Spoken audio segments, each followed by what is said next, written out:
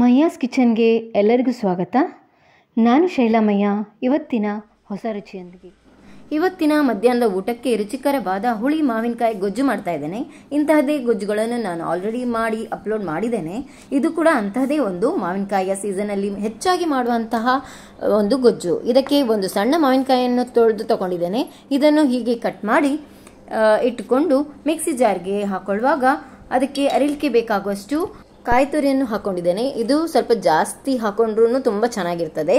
ಈಗ ನೋಡಿ, ಇಷ್ಟು ಹಾಕೊಂಡ ನಂತರ ಅದಕ್ಕೆ 1 ಸ್ಪೂನ್ ಆಗುವಷ್ಟು ಸಾಸಿವೆಯನ್ನು ಕೂಡ ಹಾಕೊಳ್ತಾ ಇದ್ದೇನೆ. ಇದು ಹಾಕೋದ್ರಿಂದ ತುಂಬಾ ರುಚಿ ಕೊಡ್ತದೆ. ಇದಕ್ಕೆ ಖಾರಕ್ಕೆ ಬೇಕಾಗುವಷ್ಟು ಒಣಮೆಣಸಿನಕಾಯಿಯನ್ನು ಹಾಕೊಂಡು ರುಚಿಗೆ ತಕ್ಕಷ್ಟು ಉಪ್ಪನ್ನು ಕೂಡ ಹಾಕೊಂಡು ಒಮ್ಮೆ ನೀರು ಹಾಕದೆ ಗ್ರೈಂಡ್ ಮಾಡಿಕೊಂಡು ಬರ್ತೇನೆ. ಹೀಗೆ ತರಿ ಆಗಿ ಇರ್ತದೆ.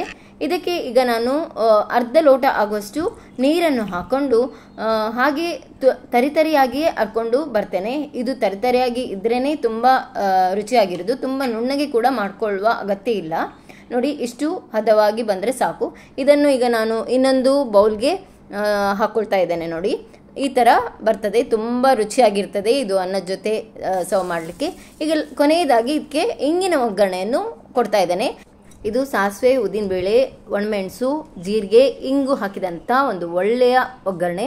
ಈ ಒಗ್ಗರಣೆ ಕೊಟ್ಟ ನಂತರ ಅಂತೂ ಈ ಗೊಜ್ಜಿನ ರುಚಿಯೇ ತುಂಬಾ ಚೆನ್ನಾಗಿರ್ತದೆ. ಅನ್ನದ ಜೊತೆ ಅಂತೂ ಸೂಪರ್ ಆಗಿರ್ತದೆ. ನೀವು ಕೂಡ ಮಾಡಿ ನೋಡಿ. ಎಲ್ರಿಗೂ ಇಷ್ಟ ಆಗುವಂತಹ ಮಾವಿನಕಾಯಿ ಗೊಜ್ಜು ರೆಡಿ ಆಯಿತು.